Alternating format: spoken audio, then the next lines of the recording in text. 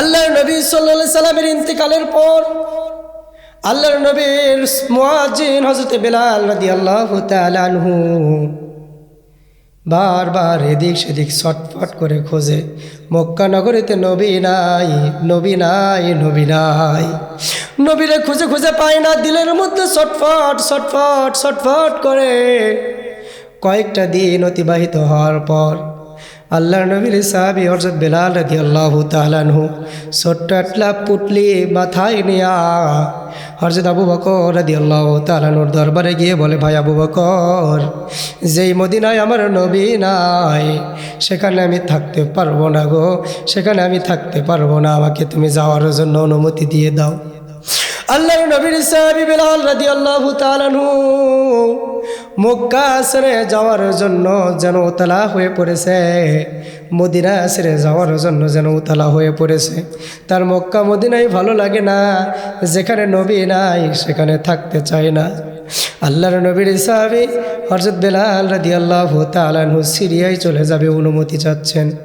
হযরত আবু বকর ডাক দিয়ে বলেন, বেলাল, যেই মদিনায় নবী নাই সেখানে বুঝি আমাদের থাকতে বড্ড ভালো লাগে, আমাদের তো থাকতে মন চায় না, হৃদয়টা ছারখার হয়ে যায়, কখন জানি আমি চলে যাব গো এই দুনিয়া ছেড়ে। আল্লাহর নবী মদিনায় নাই, ব্যথায় ব্যথিত সকল সাহাবী শুধু চিন্তা আর তারা হতাশা হয়ে পড়ে আছে। আল্লাহর নবীর সাহাবী বেলাল রাদিয়াল্লাহু তাআলা আর দেরি করলেন না, ছোট্ট পুটলিটা মাথায় নিয়ে সিরিয়ার বুকে চলে গেছেন তিনি।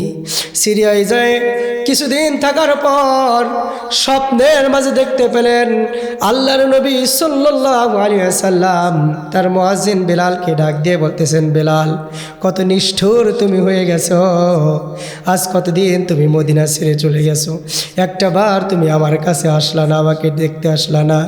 বেলালের মতো আশিকে যদি আমরা হইতাম, বেলালের মতো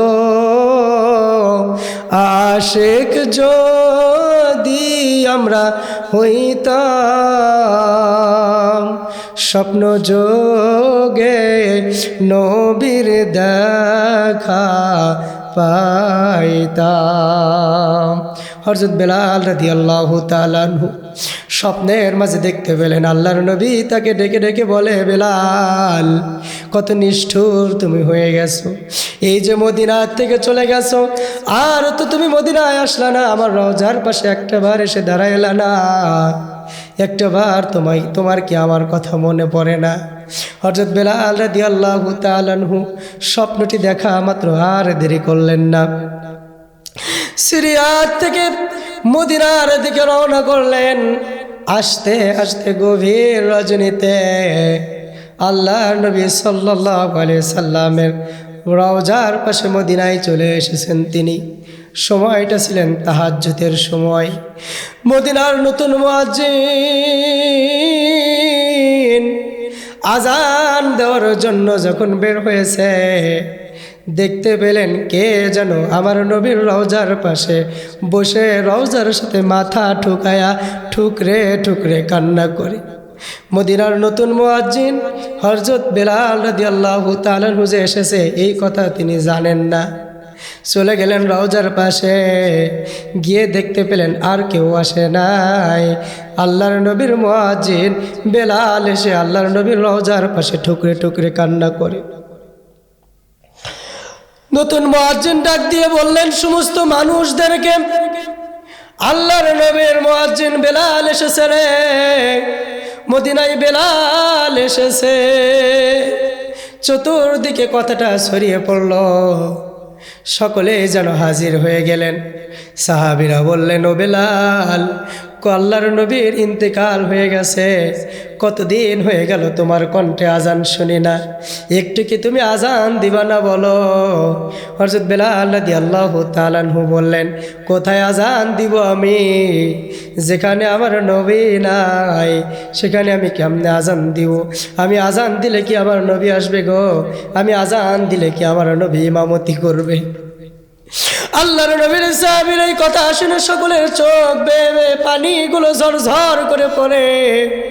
হযরত বেলাল রাদিয়াল্লাহু তাআলা আযান দিতে চায় না। এরপর হযরতে আবু বকর রাদিয়াল্লাহু তাআলা আনহু হাসান হুসাইন রাদিয়াল্লাহু তাআলা আনহুকে ডেকে পাঠালেন। একবার হাসান এর বুকের মধ্যে হযরত বেলাল রাদিয়াল্লাহু তাআলা মাথা রাখে, আর একবার হুসাইনের বুকের মধ্যে মাথা রাখে। হাসান রাদিয়াল্লাহু তাআলা আনহুর চেহারাটি ছিল বিশ্ব নবী সাল্লাল্লাহু আলাইহি সাল্লামের মতো, তার নানার মতো চেহারা হয়েছে। একটা বার তাকে জড়ায়া ধরে, আরেকটা বার হুসাইন রাদিয়াল্লাহু তাআলা আনহুর বুকের মধ্যে মাথা রেখে ঠুকরে ঠুকরে কান্না করে। হাসান রাদিয়াল্লাহু তাআলা আনহু ডাক দিয়ে বললেন, নানার মুয়াজ্জিন, তুমি কি একটু আজান দিবা না? তুমি তো কতদিন হলো চলে গেছো, তোমার কণ্ঠে তো আজান শুনি না। বেলাল রাদিয়াল্লাহু তাআলা আনহু বললেন, আপনি বলেছেন আমি আজান দিব না, তা তো হতে পারে না। সঙ্গে সঙ্গে বেলাল রাদিয়াল্লাহু তাআলা আনহু মিনায় উঠে দাঁড়ালেন, সুন্দর করে আজান দেওয়া শুরু করে দিলেন। আল্লাহু আকবার, আল্লাহু আকবার। এই বাক্যটি বলা মাত্র গোটা মদিনার কোনো সাহাবী, পুরুষ সাহাবী থাকতে পারে না। বুঝতে পেরেছে বেলাল এসেছে রে, সবাই ছুটে চলে এসেছে। আরেকটা বার যখন বলেছে আশহাদু আল্লা ইলাহা ইল্লাল্লাহ, এই বাক্যটি বলা মাত্র কোনো মহিলা মানুষ ঘরে থাকতে পারে নাই। সবাই বুঝতে পেরেছে নবীর মুয়াজ্জিন এসেছে রে, বেলাল মদিনার মধ্যে এসেছে। সবাই ছুটে চলে এসেছে। আবার যখন বলেছে আশহাদু আল্লা ইলাহা ইল্লাল্লাহ, এই বাক্যটি বলা মাত্র কোনো শিশু ঘরের মধ্যে থাকতে পারে নাই, সবাই চলে আসছে। আরেকটা বার যখন বলেছে আশহাদু আন্না মুহাম্মাদুর রাসূলুল্লাহ,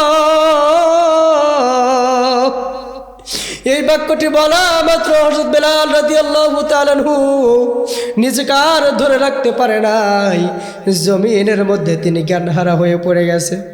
সাহাবীরা কাছে গেলেন, কেউ বাতাস করে, কেউ পানি ঢেলে দেয়। জ্ঞানটা ফেরার পরে জিজ্ঞাসা করা হলো, বেলাল কেন তোমার এমন হলো? হযরত বেলাল রাদিয়াল্লাহু তাআলা আনহু একটি কথাই শুধু বলে দিলেন, শোনো সাহাবীরা, আমার প্রিয় ভাইয়েরা শোনো, আমি যখন আবার নবীর নামটা নিয়েছি দিলের মধ্যে এত জোরে চোট লেগেছে রে, আমি আর নিজেকে ধরে রাখতে পারি নাই, জ্ঞানটা হারা হয়ে জমিনের মধ্যে পড়ে গেছি। মন যদি দিতে হয় নবীকে দিও, ভালো যদি বাসতে হয় নবীকে বেশো, মন যদি দিতে হয় নবীকে দিও, ভালো যদি বাসতে হয় নবীকে বেশো।